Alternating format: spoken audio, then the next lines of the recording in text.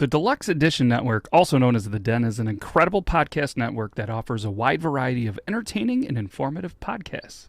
With a lineup of shows covering various topics, such as interviews with a wide variety of guests, history, music, relationships, true crime, and so much more. The Den provides content that caters to a diverse range of interests. The hosts and guests on the Deluxe Edition Network demonstrate a deep passion and expertise in their respective fields, making each episode on each show engaging and thought-provoking. The network fosters a sense of community by encouraging listeners to interact through live chats, social media, and forums, creating an inclusive environment for discussion and sharing opinions. With its commitment to high-quality production, the shows in the Deluxe Edition Network continue to captivate and entertain its ever-growing audience. Whether you're a podcast enthusiast or someone looking to explore new topics, The Den is a fantastic platform to dive into and uncover fascinating insights from experts in their fields. The Deluxe Edition Network is the home of independent awesomeness. To find all these great podcasts in one convenient location, head over to deluxeeditionnetwork.com. That's deluxeeditionnetwork.com. This podcast is hosted by Buzzsprout. Podcasting isn't hard when you have the right partners. The team at Buzzsprout is passionate about helping you succeed. Join over 100,000 podcasters already using Buzzsprout to get their message to the world. If you want an upgrade, Buzzsprout has tons of guides to help you find exactly what you need. We use Buzzsprout and it's a game changer for us.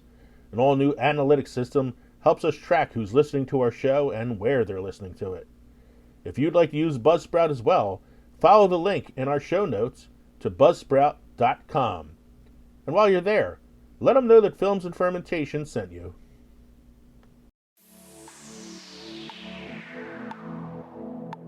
This podcast is part of the Deluxe Edition Network. To find other great shows on the network, head over to deluxeeditionnetwork.com. That's deluxeeditionnetwork.com.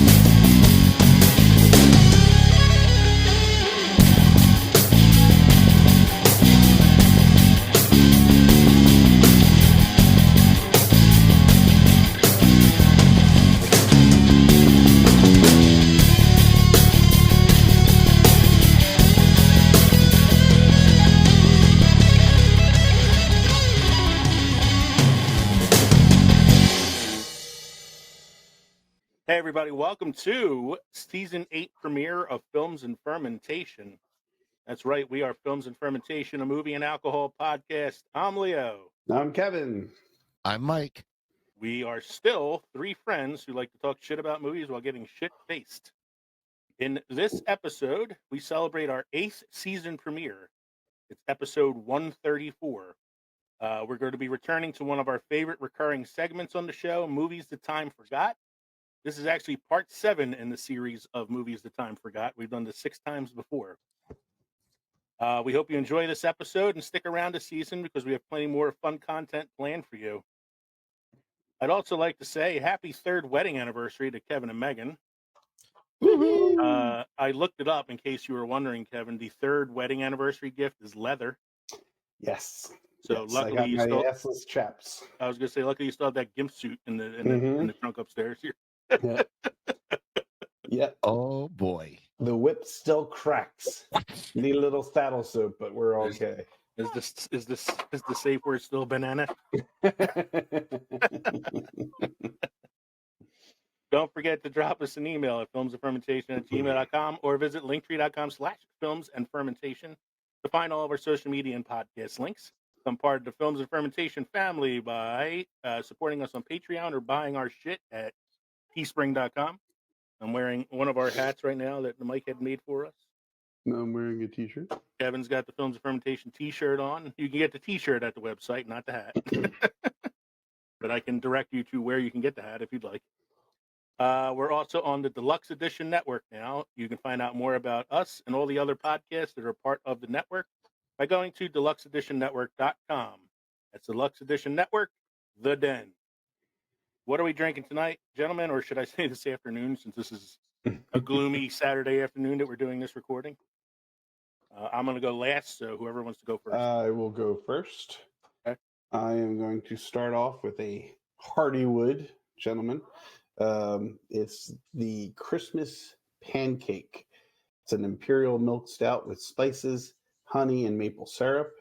It's 9.2% alcohol by volume, so this is good on an empty stomach.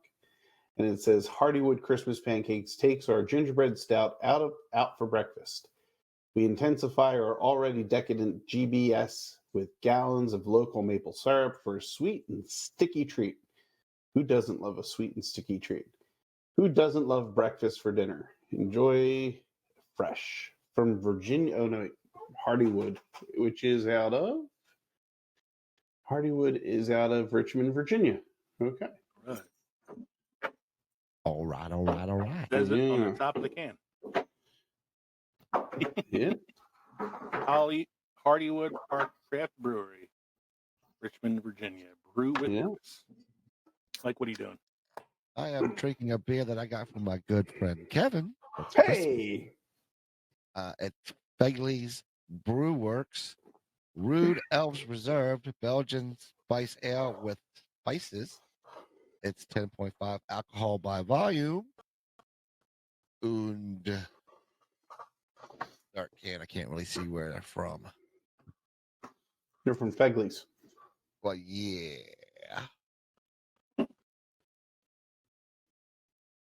He's got to get the bifocals out. Yeah. Extend that arm. I just can't see it from the light I have. That's all. Yeah. Oh, it's just the light. It's the light. It's the light. It's the light. And he's not supposed to be driving at night. It's the beats. Pittston, Pennsylvania. There you go. They weren't lying they weren't lying about the bubble and beer fest.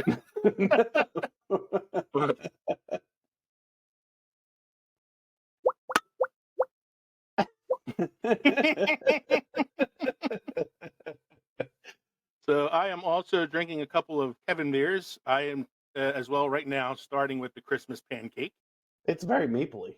It is very mapley. It's very thick, but it's good. 9.2% alcohol by volume. And when I kill that one, I'm going to finish off today with Misfit Toys Hot Cocoa Peppermint Stout from Rusty Rail Brewery. This is 6.5% alcohol by volume.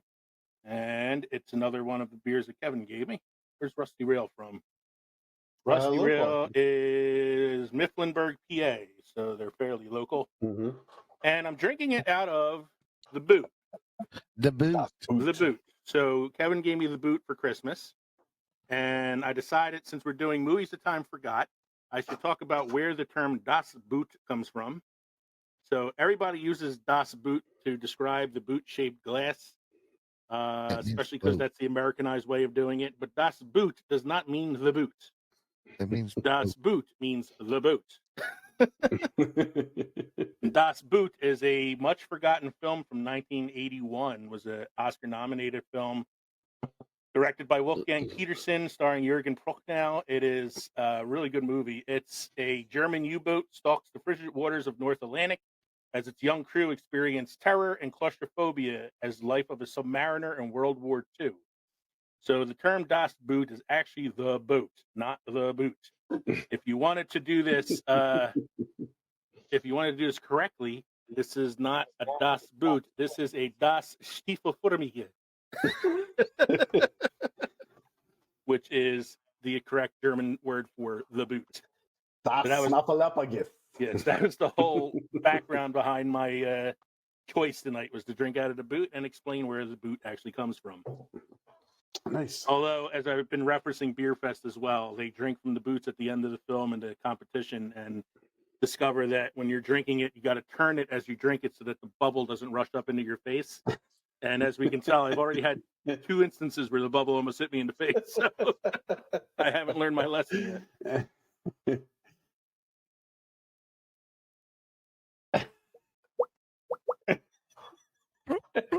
We're getting there.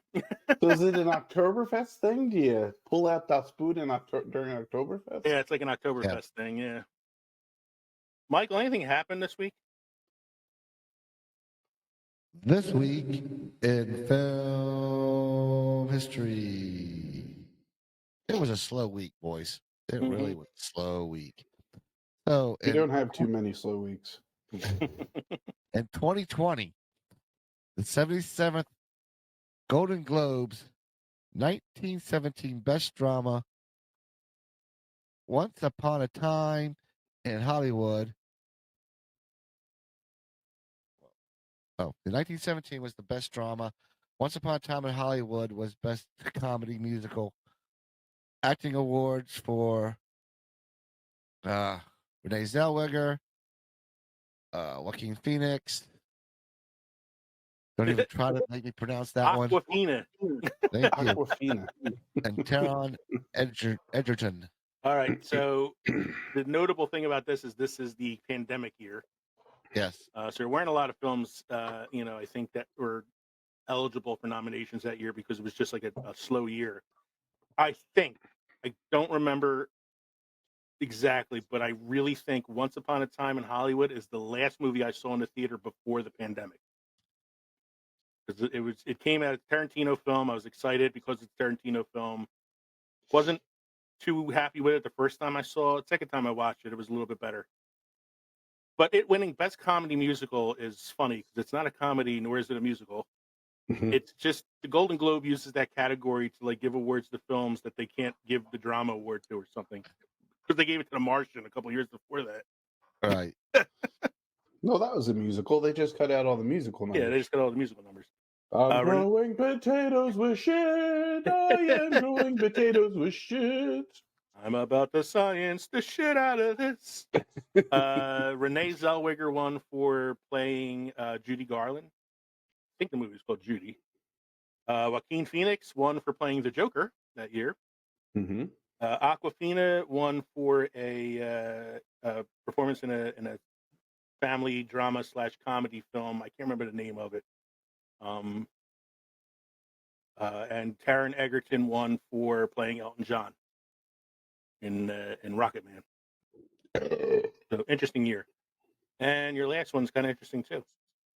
In 2023, Pocahontas revealed as the 12th great-grandmother of actor Edward Norton on PBS's Finding Your Roots. This is bizarre. That's it was a hurting week. It's a bizarre fact, man. That's pretty. It's cool, but it's weird. He can paint with all the colors of the wind. Yeah, of the wind. I know. He's like, don't you know whose 12th great grandson I am?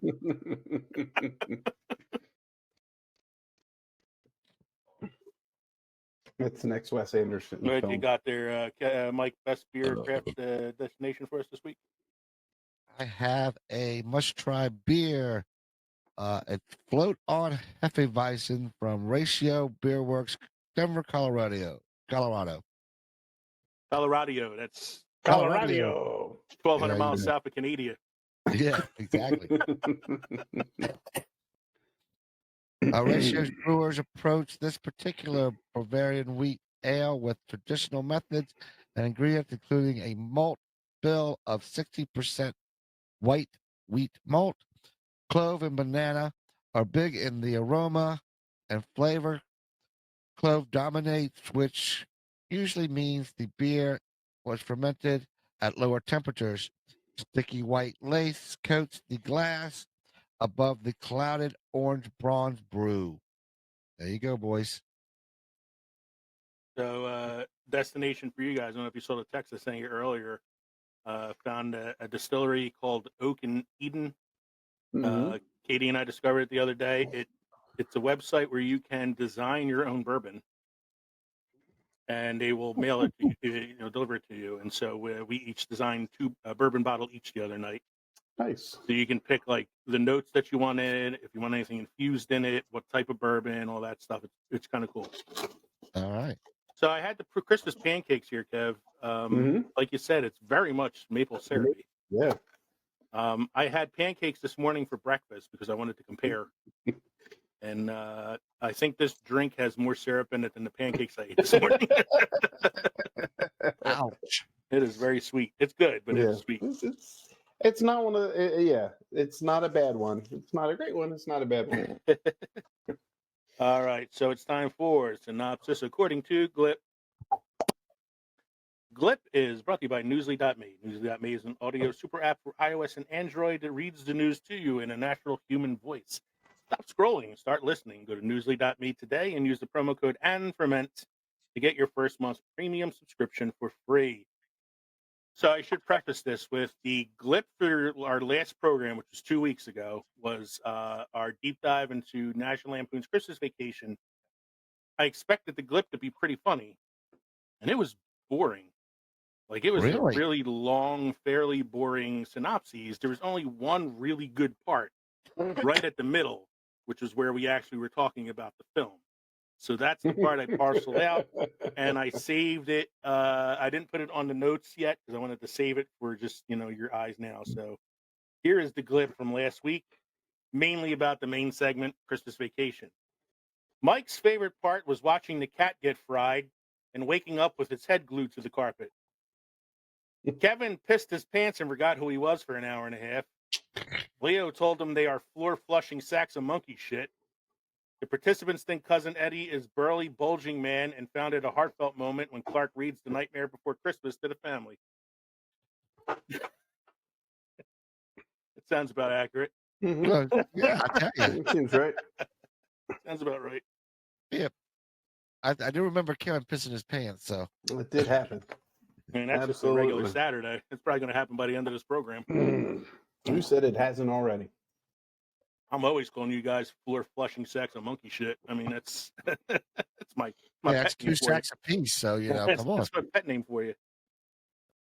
And, The Nightmare Before Christmas I didn't realize I said that when I was describing that scene. You guys both called me out on it on the show, and I didn't even notice it until I listened back to the show again. I was like, oh, yeah, I did say Nightmare Before Christmas, didn't I? He was reading The Night Before Christmas. So that was our synopsis, according to Glip.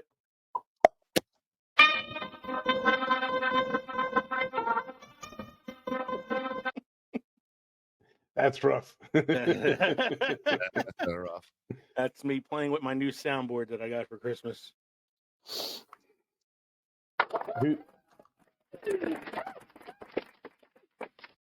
It sounds some shit. Yeah. There was some Mike and I cheering can have there. soundboard off now. Oh, Kev, there's your 3rd anniversary. So, Pods Are Us, which is Pods Are Us, which is a online podcast review site that also promotes podcasts regularly. They gave us a nice little promotion at the end of the year. And when they released their end of the year list of the top 10 promoted podcasts of 2023, we made number 2 on the Pods Are Us list. So I want to thank podsareus.com for doing that for us and putting us so high on their list. We really appreciate the support that they've given us in 2023. That being said, we're going to take a short break to listen to a few little promos from some of our podcast friends at the Deluxe Edition Network. When we come back, we're going to be going to our main segment, Movies That Time Forgot. So we'll be back after the short break. Hey, this is Ron. Do you like movies? Hey, this is Ragnar. Y'all like alcohol? Hey guys, this is Stu. Do you like punishments? Hey, this is Goot. Do you like cinephiles? Hey everybody, I'm Chase. Do you guys like alcohol poisoning? If you like all of that, then check us out at Barrel Aged Flicks. We're on Apple, Spotify, and all the other platforms out there.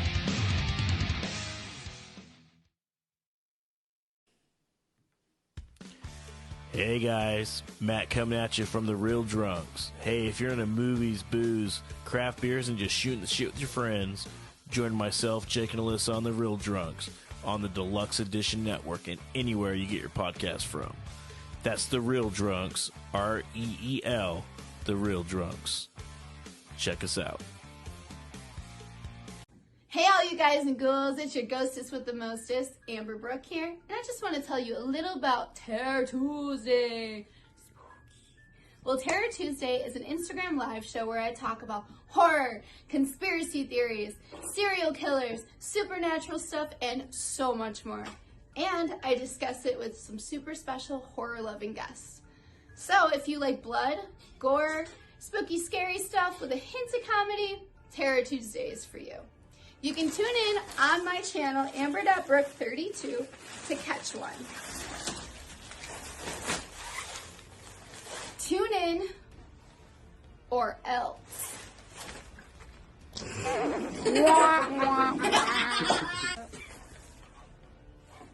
Relax, I can't see, but it's just ketchup. Nope, that's blood. All right, we are back from our short break.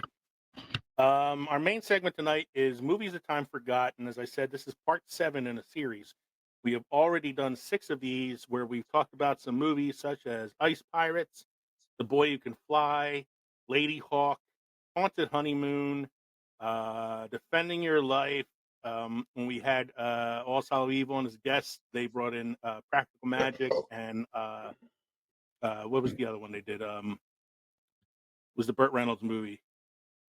Smokey the Bandit. Smokey and the Bandit. That was the one they brought in. I've also done Digstown. I've done The Explorers. I mean, we've had a lot of Highlander. Highlander was one of them. We had a lot of like really good movies on here, and some that were like, boy, I remember loving this when I was a kid, but man, didn't hold up.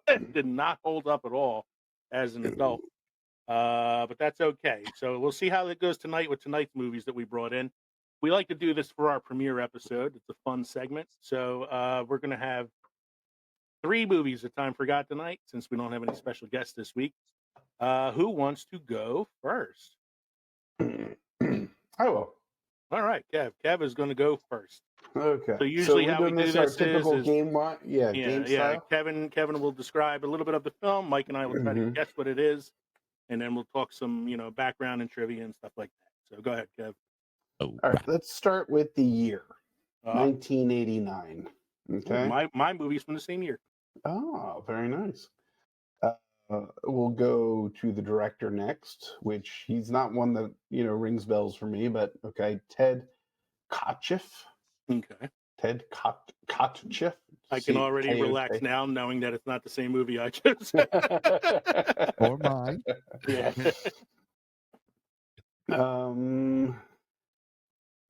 See, 6.4 out of 10 on IMDb. Oh God! In terms of its rating, so you can see it's not a stellar movie. All right, and I'll give you guys the synopsis, the short synopsis. I'm sure you'll get it from this. Or should I give you the actors? Either way, I think it's a giveaway. Which one do you think would make it more difficult? I'll give you the actors first. Okay. Okay.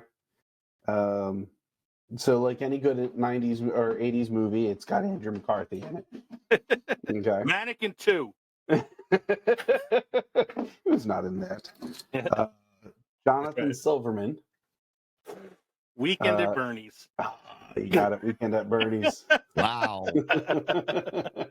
Which, oddly enough, I just watched for the first time in probably 20 years. Because it was on recently, not on New Year's Day, which it should have been on, but it was on recently. Yeah. It was one that popped in my memory. I was like, oh yeah, I remember that. It wasn't a great movie, but it was entertaining at the time. I like the plot summary. 2 idiots try to pretend that their murdered employer is really alive, leading the hitman to attempt to track him down to finish him off, and he gets killed like 5 different ways, and he still keeps popping up. I'd probably, what I would have been 10, 11 when this movie came out, and I obviously would not have seen it in the theaters. Let's see. I like that they used Terry. What's his name? Terry. Oh, well prepared. Terry Kaiser. Kaiser. who played Bernie Lomax, did all of, did the scenes where it was a close up of Bernie, even though he was dead, like he just had to be loose. But his stunt double ended up getting severely hurt for the course of filming. Molly, stop. Taking a hole into the bathroom underneath. Stop. You weird dog. Any cool facts about this? Let's see. The director makes an appearance. He has a cameo as Richard's father. He comes out in his underwear and blows Richard's cover. I guess that was after his date with the girl. Let's see. Do you guys want to take a guess as to the body count in this movie? One. Very good. Yeah, it was Bernie. Mm-hmm. So I got a fact for this one. I'm pretty sure it was New Year's Eve, because I remember seeing the trailer around Christmas time. The film was supposed to be released on New Year's Eve and was only supposed to play that weekend, but did so well at the box office, they kept it in the theater, and it went on to be like a runaway hit that the studio did not expect. Mm-hmm. That was cool. And I love, like, the guy that plays Bernie, Terry Kaiser, man. Like, even though, like, a lot of his is the close-up stuff, Mm-hmm. it's difficult shit he's doing in that film. Yeah. You might think it's like easy because he's playing a dead guy, but he's doing so much like physical comedy that relies on him appearing to be dead, but doing all this like crazy shit in the meantime. Like I feel like we've talked about it before on like a previous episode, but I remember saying like how much I enjoy like the physical comedy. Mm-hmm. And I like the guy that plays the hitman that's trying to kill him throughout the whole film, who's like is flabbergasted that he can't kill this guy. Right. Like, He's he injected shoots him, he he shot poisons him, he strangled him. and he keeps coming back, and it's like that part's pretty funny. And the actress who plays Jonathan Silverman's love interest in the film, Catherine Mary Stewart, is one of my '80s crushes because she was in The Last Starfighter. Oh yeah. Playing the main character's girlfriend in that film. This was supposed to be a vehicle for Corey Haim and Corey Feldman. Mm-hmm. Coming out of their childish ways of the early '80s and into more adult roles. Something about this, like, I mean, not that they've had any real groundbreaking roles, but Andrew McCarthy and Jonathan Silverman, I think, are so good together in this. I can't imagine another comedy duo, handling this film like they did. Yeah. Especially Andrew McCarthy, who was, he was in Mannequin, the first Mannequin, not the second one. Right. No one wanted to see the second Mannequin. The only person they could get back for the second Mannequin was the guy that played. It was the interior designer. The interior design guy. Wasn't his name Hollywood? Hollywood. Mm-hmm. It was the dude from Designing Women. Right. I can't remember his name. Meshack Taylor. I like Weekend at Bernie's, and yeah, like I watched it recently, and I was like, do I want to watch this? It's been a long time. I can't imagine it held up well. I watched it. It didn't hold up well. No, but it was still funny. Like it was still like enjoyable. It was enjoyable as like a nostalgia pick. Mm-hmm. Hey, look, it made enough money to get a sequel. As most films do, yeah. When they make enough money. That's funny, man. Weekend at Bernie's. That's a good one. Mm-hmm. I would say that's definitely something that time forgot because it's like such an odd concept. If that pops up on the screen, it's like, hey, I remember what. Yeah, let me put that on. Like anybody not born in the 70s or 80s, you have to explain to them what Weekend at Bernie's is. Yeah, it's such an odd concept, and I don't know if it's a movie that would really work now. Not that it's not a movie that can't be made today. It's not anything like bad. It was like a PG film, PG-13. It wasn't too. It was based off of a Hindi movie. Really, I did not know that part. Yeah. So I'm thinking like it's not something that can't be made, but it's not something I feel like would be made nowadays. And Terry Kaiser's inspired by the very low budget 1983 Hindi movie Jane Bihi Du Yaro. I'm sure I screwed that up, but Anywho, Terry Kaiser's stunt double suffered a few broken ribs during filming, mostly in the scene in which Bernie is dragged around the surface of the ocean, bumping why into would metal, they have a live bumping into person metal for floating that? buoys. So why have a real human doing that, not a fucking dummy? Like, Jesus Christ. Wow. Like, all right, here's what we need you to do. You're going to get dragged around the lake. You might slam into a couple of buoys. Are they fake? No, they're real buoys made out of fucking rusted metal. But we're going to slam you into them anyway. Don't worry, the water will cushion the blow. That's something to consider. Movies where Yeah, people were drug on the water or drug behind something. You know, John you Candy got John Candy and the Great Outdoors. Yep. Yeah, movies in which stunt doubles received serious injuries. Mm. That's mine.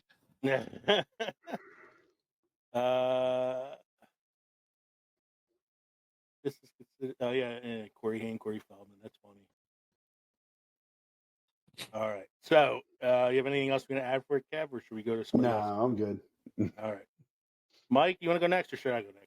I'll go next. You'll go next. I know you said yours is going to be difficult to guess, so let's go with that. Yeah, I'll be surprised if either one of you have seen this. So, Okay.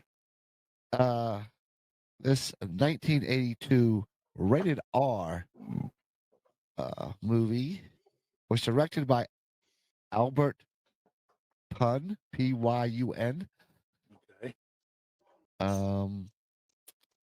It starred Lee Horsley, Kathleen Beller, Simon McCorkindale, George Maharis. Are you making these fucking names up? He's giving us a foreign film. Richard It's a foreign Lynch. film from 1982 that I enjoyed watching. Richard Lynch and Richard Mole. And Richard Well, that's Mole? the biggest name on there, Richard Mole. Richard Mole is definitely the biggest name on there. Oh, damn. man.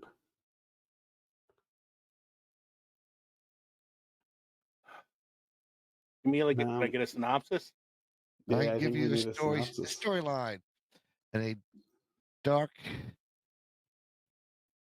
epoch of sorcery, the monstrous megalomaniac King Titus Cromwell awakens the demonic sorcerer Zuxus of Delos to usurp the throne of benevolent King Richard of Aden, enslaving his daughter and forcing his youngest son Talon into exile. One violent decade later, Talon, now a great warrior wielding a magnificent three-bladed sword, returns hell-bent on revenge. Unbeknownst to him, however, the evil sorcerer is alive, gathering his strength for an ultimate battle. And let me tell you, the three-bladed sword is what made this movie cool to me as a kid, because the two blades on the sides shot out. This is going to piss me off because I remember the three-bladed sword, but I can't remember the name of the movie.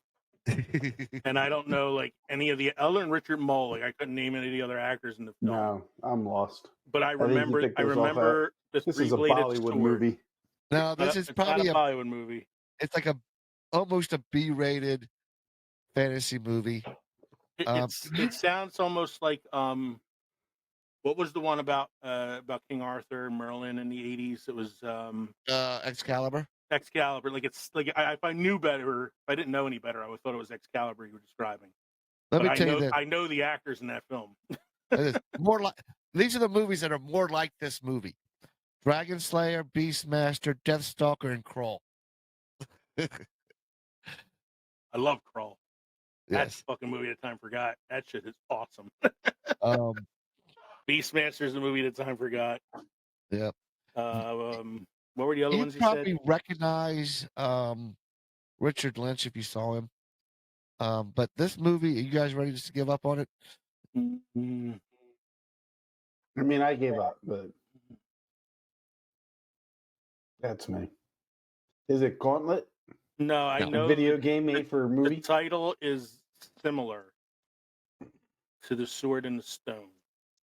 But it's not The Sword and the Stone because that's another Arthur story. It's The Sword and something. Because I remember the sword. I remember the three-bladed sword. It's the sword and the something, but I can't remember what the The something is. sword and the oak tree. Leo's very close. He is Is it very the close. sword? Oh, motherfucker. It's like another word for like a magician or something. The sword and the warlock? No. Sorcerer. That's it. Sword and Sword and the Sorcerer. sorcerer. I got. I was like, motherfucker. I know I've seen this. I'm surprised you actually had seen that movie. Like if I've seen it, it was probably one time when I was like 7. I remember the three-bladed sword, thinking how cool that was because I was a big fan of the glaive from Krull. Uh-huh. It was like a boomerang with blades on it. I couldn't name the actors in it though. Well, the only way you know it's Richard Mall is because he's the demon sorcerer that's all in makeup. You just kind of see him in the makeup. Oh, that's Richard Mole? That's not who I was thinking was Richard Mole. Richard Mull is Bull from Night Court. It's Bull. Yeah, that's not who I was thinking. Richard Lynch is like a character actor that does a lot of bad he's guys. not who I was thinking either. I was thinking, hold on one second, I'll tell you. Richard. I'm looking up Richard Lynch right now. Martin Mull. That's who I was thinking of. Martin Mull. He was Colonel Mustard in Clue. Yes. I've seen Richard Lynch before. He's one of those character actors who's like you see his face in a million fucking things. Yeah, he's the evil king. He's in Halloween 2007. Yeah. He's in Sword and Sorcerer. He was in Video Zone, not that. I thought it was Videodrome. Yeah, he's like a character actor. It's like a million fucking like B movies and shit. Yeah. I'm looking up the director. Is Richard Pune? What's his name? Pune. P-Y-U-N. P-Y-U-N. Richard Pune. Albert Pune. I'm sorry, Albert Pune. Oh, Albert. Yeah, Albert. He is best known for Sword and Sorcerer was his first movie. Oh, but he directed another film I kind of like. That's kind of a forgotten film. The 1989 action film with Jean-Claude Van Damme called Cyborg. Oh, jeez. That is about all I know from his career. I'm looking at the films that he directed. He directed Cyborg, Nemesis, Bullet Face, Road to Hell, Left 4 Dead, Cool Air, Aliens Gone Wild.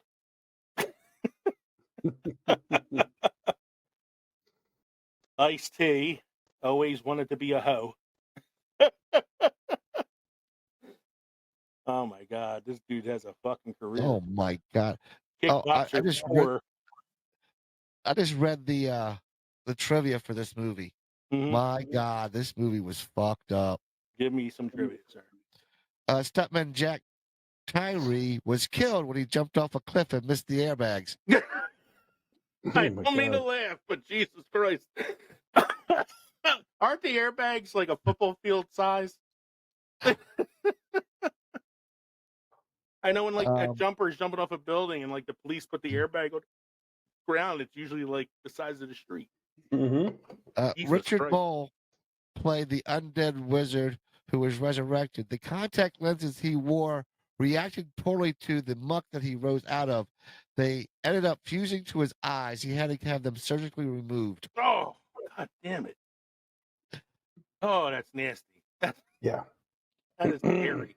Oliver Reed was originally cast as the film's narrator, but he showed up drunk and upset that he was there at all. His verbal attack escalated into breaking things in the office. But once he calmed down, he was tossed a few compliments. You know who Oliver Reed is? His final film was Gladiator with Russell Crowe. He was That's right. He was the guy that takes him to the arena. Trains him not trains him, but takes him, yeah. Oliver Reed. He was an alcoholic till the day he died. So yeah, there you go. The first 3 trivia is how fucked up this movie got. Yeah, that's pretty. The stuntman missing the airbag thing is like I can't believe they finished the film after that. Well, what did they do with the Twilight Zone? Didn't that they finish that fucking film? They released that film too, and that dude, the actor, got his head cut off. Mm-hmm. And the kids. And the kids. But yeah, crazy, not a cinematic masterpiece by any means of the imagination. I want The to say nuance they're of the way. three-bladed sword What about the three-bladed sword? definitely wore off when you watch the nuance of it. You know how how I liked it as a kid. When you see it now, go wah wah wah wah wah wah.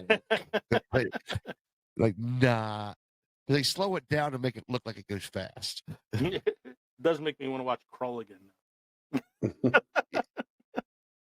I mean, or maybe Excalibur. It isn't horrible. The acting's cheesy. Mm-hmm. You know, it's one of those bad movies you like to watch kind of thing. It's coming off. You got to think it's 1982, so it's still fairly early in the 80s. So it's coming off the 70s, where so like those B movies were still kind of a thing, you know. And you got your fight scene where you hit a guy and he knocks into three other guys type deals, and you go through the window with all the naked women. You got to think there's like way more bad movies from the 80s than there are great movies.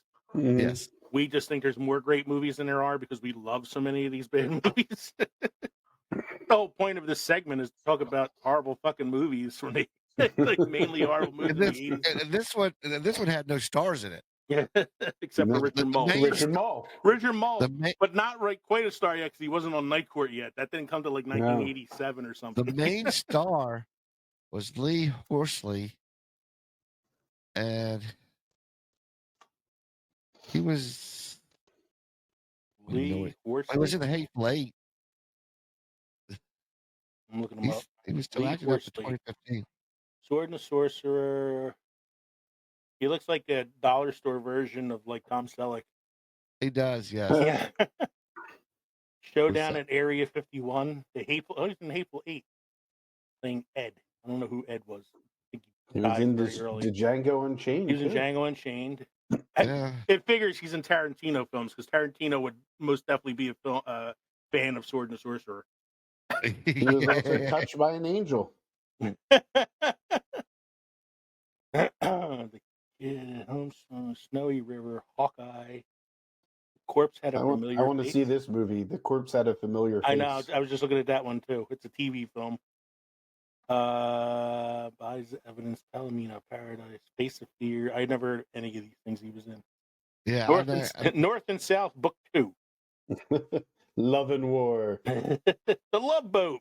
He was on the Love Boat. The Love Boat. Matt Houston. Sword and the Sorcerer was the first movie. He was on a TV show called Nero Wolf for 14 episodes. Apparently, he was in Infidelity with Christy Alley. A movie Infidelity, or was actually like practicing infidelity with Christy Alley? No, it was a movie because there's a picture of him with her. You have to be clear. You have to clarify there. The movie Infidelity. Okay. Do you have anything else you want to add about your film, Mike, or are we good? We're pretty good. Yeah, I think we're good. Got nothing else you want to say? All right. So we're gonna take the airbags. What else do I need to say? He missed the airbag. R.I.P. Stuntman who missed the airbag. We're gonna take another short break for a couple more promos, and we'll be right back with my pick for a movie that time forgot. So please. Join hosts Dave Houghton and Sarah Ray Palick as they examine the less glamorous side of sports with their podcast, In a Pickle. Follow IAP Radio on social media by going to IAPradio.com. In a Pickle is now part of the Den Network. For more information, go to IAPradio.com.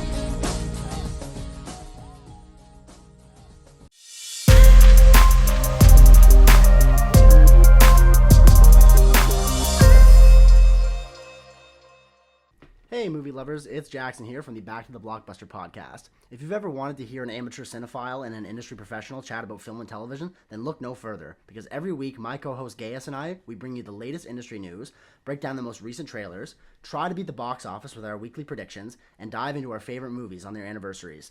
And every second Friday, you can look forward to the Back to the Blockbuster spin-off, Deep Dives with Owen and Gaius, where the duo dissects a movie of their own choice. All this and more wherever you get your podcasts. Man. We're back from our second short break here. We're continuing with the topic movies that time forgot. Moving on to my movie, but before I do that, I am on my second beer of the night. Again, it's another beer that Kev gave me. It's called Misfit Toys from Rusty Rail Brewing in Pennsylvania. It is a hot cocoa peppermint stout. I could taste the cocoa. It's definitely a stout because it is a thicker beer. I get a little bit of the peppermint, not too much. I kind of like it though. I don't know if I like this one or the pancake one better though, Kev. I think I like the pancake one better than the Misfit Toys. I think I'm leaning towards Misfit Toys a little bit because it's not as sweet Not as as sweet. pancake one was. Pancake one was still good. I enjoyed it. I just it's not when I could drink beer after beer after beer. That's like one can and I'm done. Mm-hmm. But I'm liking the Misfit Toys so far. All right, time for my movie. Let's see. I'll give you the year first. My movie came out, like Kevin's did, came out in 1989. It is rated R. It is a horror film. I'm going to give you this fact first because I just think it's fascinating. The director is George P. Cosmatos, best known for directing his previous films Rambo: First Blood Part 2, Cobra, also starring Sylvester Stallone, and Tombstone, a film that we have recasted on this very program. He did direct Tombstone. He was the director that came on and then left, and then Director Kurt on Russell record. took over. So, but he was like the initial director on Tombstone. But this is one of his like middle career films, I would say, because it's 1989. The film is a horror film. Should I give you the stars or the synopsis first? Stars. Which one would make it tougher? Maybe the stars. All right, then go with the stars. The movie stars Peter Weller, best known for RoboCop, Mm-hmm. Richard Crenna, who was also in the Rambo films, Ernie Hudson from Ghostbusters, Hector Elizondo, who is probably best known for Pretty Woman, Meg Foster, who was a villain actress from many a film in the 80s, including They Live, Daniel Stern, who had yet to be tortured by Kevin in Home Alone at this point. Wait, Danielle or Daniel? Daniel Stern. Okay. Thought you said And Danielle. Amanda Pays, who was a very attractive TV actress who was trying to become a film star but didn't quite go many places after this film. Michael is praying to the gods because he looks like he might have something here. I know it. You think you know it? Do you want to hear the synopses? I do. Yeah, give me the synopsis. Perched on the hull of a wrecked Soviet freighter, a team of deep-sea miners led by head oceanographer Stephen Beck. Leviathan. Very good. Now, we talked about this one before because we did it on Twin Films because it came out the same year as Deep Star 6, which is another underwater horror film, not as good as this one. And it also came out relatively around the same time as The Abyss. Stars Ed Harris, directed by James Cameron, which is a much superior film. But I have a little place in my heart for this film because it's a practical effects wonder piece. The effects were done by Stan Winston, who is probably second only to Rick Baker in practical effects in Hollywood. So here's the full synopsis from that I got on IMDb here. In the Atlantic Ocean, 16,000 feet deep, the Tri-Oceanic Mining Corporation keeps an 8-man crew with the mission of extracting silver and other precious metals. The geologist and leader Stephen Beck, played by Peter Weller, works with Dr. Glenn Doc Thompson, played by Richard Crenna. Managing the miners, astronauts wannabe Elizabeth Willie Williams, prankster Buzz Six-Pack Parrish, Justin Jones, Tony DeJesus Rodero, Bridget Bowman, and G.P. Cobb. He is also the liaison with the Tri-Oceanic executive, Miss Martin. In their next to last day on the job, Willie and Six-Pack are assigned to work outside the base. Six-Pack falls in a hole. Willie seeks him out and finds a Russian vessel named the Leviathan. Six-Pack finds a safe inside the vessel and brings it to the base. They find money, vodka, a videotape, and documents, and Beck keeps the content of the safe. However, Six-Pack steals a bottle of vodka and drinks it with Bowman. Meanwhile, Beck and Doc watch the videotape and the Russian captain explaining a problem that killed his crew. On the next morning, Six-Pack does not feel well, stays in the sick bay. Soon, Doc learns that his patient has a genetic mutation. When Bowman shows the same symptoms, Beck asks Miss Martin to rescue them. But there's a hurricane on the surface, and rescue mission is not possible. It is a fucking cheesy film, man. It really is. But I rewatched it the other day, and upon rewatching it, I realized my views on things have changed from when I was a kid till now. So, like, when I saw this movie as a kid, the movie came out in '89. I probably saw it around '90 or so. So I would have been about 12 years old when I saw this. And I remember watching it thinking, man, the monster is really cool. I really love the monster. The monster in the film looks like a deep sea fish, like a really scary looking big fang deep sea fish, but it absorbs the people around it. So like as it's going on like its murder spree, you see the faces of the people it's absorbed like sticking out of its body. Right. So it's kind of like the Thing underwater. And it's all done practically. Stan Winston and his crew did like an amazing job with it. It's awesome. And I remember watching it as a kid going, man, this part's awesome. Then upon rewatching it, you don't see the creature till about 45 minutes into the film, and it's only an hour and a half film. But the first 45 minutes are a really tense, really good building of character, which you don't get to see in a cheesy horror film usually. The characters all have a really good like character building segment at the beginning of the film. And watching it, I'm like, wow, I actually enjoy the first part of the film way more than I did the second part as a kid.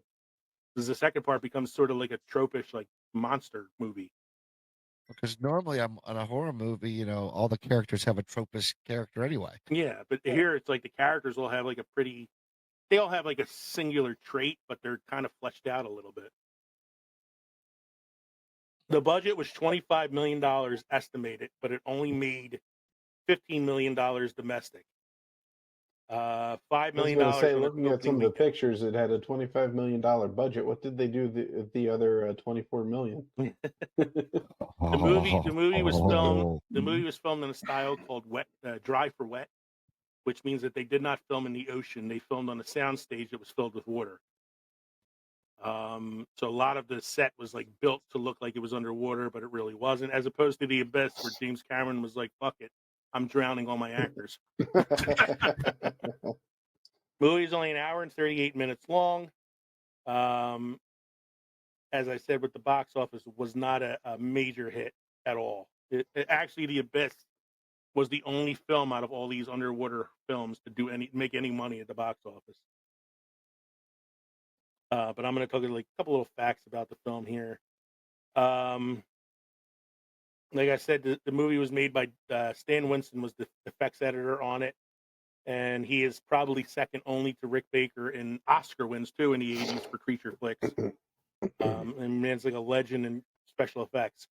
This movie came out in 1989, the same time as 4 other movies that were all underwater films: The Abyss, Leviathan, The Evil Below, and Lords of the Deep. And in 1990, a 5th film called The Rift came out. The Abyss is the only one of these films that was a box office hit. The movie is set in the year 2027. In designing the creature, Stan Winston went through a mini library of marine life pictures and medical reference books. They were inspired by the physiology of the natural world and came up with the idea of combining human body parts and elements of deep-sea marine life into an unnatural creature never seen on film before. And that's kind of how they explain it, is like the creature is not a natural phenomenon. It's the product of like some, genetic testing that the Russians were doing that they're trying to keep secret and all that stuff. There is a scene in the film that probably wouldn't go over well nowadays. It's at the very end. Peter Weller and the main actress of the film are the only ones that survive at the end.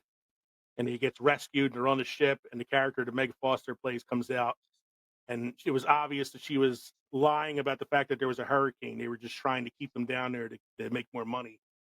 And she's like, "Oh my God, I'm glad you're safe. Are you feeling better?" And Peter Weller punches her in the face and knocks her out and goes, "I feel a lot better now," and keeps walking. And I'm like, that would definitely not go over well. No. Even if she is the villain in the film. Not a lot of really great quotes from the film because it's not that kind of movie. But it does have some good taglines. Here we go. Aliens thrilled you. The Fly shocked you. Now experience real fear. Real fear. Real fear. You have to wait 46 minutes to get to the real fear, but yeah. The next one I think is probably the best one. How long can you hold your breath? How long Yeah, that's can actually a you tread decent one. water? That's like in space, no one can hear you scream. That's... Yeah. Welcome to your worst nightmare. Welcome to Leviathan. The next one is like this. I don't know who came up with this tagline. Should have been fired. The true meaning of fear. And the last one. This is probably like I like the hold your breath one. This one's pretty good too. It will leave you gasping for air. So upon rewatching it, does it still stand up or does it lose some of its luster, like it did when I was a younger fan? And I wrote a quick little like synopsis of what I thought about it after watching it for the first time in a really long time. This movie can best be described as aliens underwater. The cast, for the most part, is pretty good. Peter Weller's okay, but sometimes it feels like he's sleepwalking through the film. The first part of the film does a decent job establishing the characters. The second half becomes a bit tropish. It's opposite of how I felt as a kid watching this. Although the practical effects and creature design are a fun throwback to the last gasp of 80s filmmaking. Because there's only 2 or 3 short years after this when we got to Jurassic Park. So, movies that were like 100% practical effects started going to the wayside at that point. So, that's all I got to say about that. So, Mike, do you have any beer trivia or history for us this evening? I actually have a beer fun fact for you boys. Fun fact. Fun fact. Hit me. The current record for stacking pints of beer on one's head is held by a guy named John Evans. Evans secured a Guinness World Record for the feat when in June 2010 he managed to stack 237 pints of beer on his head. No. Molly didn't like that fact. I could hear her in the background. Molly didn't like that fact at all. Here's what I gotta say. Here's what I gotta say to that. Why stack them when you could just drink them? That is true too. But now I got to drink them. A pint is what? 16 ounces or 12 ounces? Pint is 12, I think. 12, right? Yeah, 12. 16 ounces is the pint. 16 ounces. Yeah. Okay, good. And what was that number again there? He stacked 237 pints. 237 of these on his head. 237. Right. Okay, so we're looking at 3,792 ounces. Okay, a pound is 8 ounces. 474 pounds on his head. Yep. Again, when he could just drink it. When he could just drink it. So I thought this was a pretty good season premiere. How about you guys? I thought it was pretty good. Mm-hmm. I love it. You guys are so great. Why, thank you. Awesome. Well, somebody's got his soundboard working now. How are your drinks this evening, gentlemen? Since I went last on the first segment, I'll go first on this one. I like the Christmas pancake, although it was a little bit on the sweet side because I felt like it was more maple syrup than anything else. I did really enjoy the Misfit Toys, though, the peppermint cocoa stout. I thought this one was enjoyable. And you know what? I keep forgetting I have the beer caramelizer that I should try, just seeing if that enhances the flavor of some of these sweeter beers. You got to shove a probe up that beer's ass and see how it comes out. That's right. Oh. My beer was pretty good. Really good. I liked it. I enjoyed the Root Elf Reserve. I agree with Leo. The Christmas pancake was a little on the sweeter side. Not bad because I tend to like sweet beers. And my second one is the last one my brother and sister-in-law gave me from their trip up to Cooperstown, New York, which is the Burley Beer Oatmeal Stout, 6.5% alcohol by volume, from Northway Brewing Company. Out of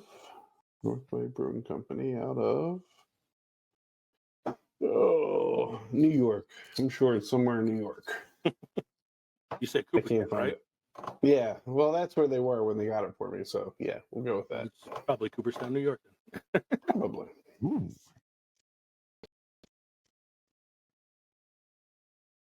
All right, everybody. Thank you for joining us for episode 134, our season 8 premiere, Movies That Time Forgot, part 7. Say that 5 times fast. We hope you enjoyed listening to this podcast as much as we enjoyed recording it for you. Remember, you can drop us an email at filmsandfermentation@gmail.com, especially if you live in Council Bluffs, Iowa. We'd love to hear from you. Yes, we still want to hear from you guys out there. You can also go to linktree.com/filmsandfermentation to find all of our social media and podcast links. We are everywhere. We are on all sites. We are on all podcast platforms. You know, it's not hard to find us. We are Big Brother. You can support us by going to patreon.com or buying some of our merchandise at teespring.com. You can also visit deluxeeditionnetwork.com to find out more about us and our other friends at the Deluxe Edition Network, The Den. Don't forget to stop by the crossroads between pickled and fermented for our next episode, episode 135. We're going to do another visit to the past as we travel through the 90s and early 2000s to look at some of the more popular teen movies from those times, that decade and a half or so, and see if those movies still hold up today or if they would get canceled right away. I have a feeling many of them would get canceled right away. Again, I'm Leo. I'm Kevin. I'm Mike. Thank you for anybody who's been listening to us since season 1 for sticking with us for these following 8 seasons. If you're new to the show, thank you for joining us. Don't forget to go back and check out some of our previous episodes. But thank you to everybody out there who's been just supporting the show and helping us grow along the way. Cheers, everybody. Cheers.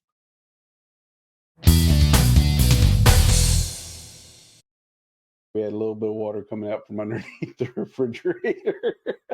No. It's like, son of a bitch. Oh. And we called Mr. Appliance. He came out, took a look, and the guy goes, "Did you fix this?" I said, "Did I fix this?" He said, "No, I don't even know what you're talking about. We bought the house 2 years ago. I haven't done anything." He goes, "Oh, all right. Well, your water line for the water dispenser and the ice maker," he said, "it looks like that might have cracked or got a hole in it, and somebody previously fixed it with tape." And no, that wasn't me. He said, "Okay, I'm going to fix it. I'll show you what he did." And he fixes it, and he pulls out a piece of tube. It's angled. It's like that, and there's a bulge of tape. I shit you not, 2 inches thick. The guy kept wrapping it. So he didn't even like bend the pipe back into shape. He just wrapped it as was. Oh my You god. beehived it with duct tape. Yeah. Oh man. See, duct tape doesn't always fix everything. No. You need some of that flex tape so it doesn't leak. Oh, yeah. Even that doesn't fix everything. You know, I was like, we're done with water. We're just done with water. Never taking a bath again. No, water's overrated. I'll stick with beer. So I got a list of about 20 films already that I can use for like movies that time forgot. Mm-hmm. And ultimately, I went with one that wasn't even on my list. Of course. Usually how it goes. Usually. Let's see here. I'll be surprised if either one of you have seen the movies that I'm talking about today. I look forward to it. I like trying to guess films I've never seen before. So you guys will get mine with no question. That was when we were going back and forth with the Harrison Ford shit earlier.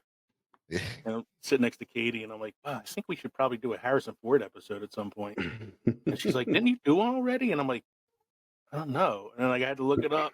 We did one 74 episodes ago. It was episode 60. Get off my podcast.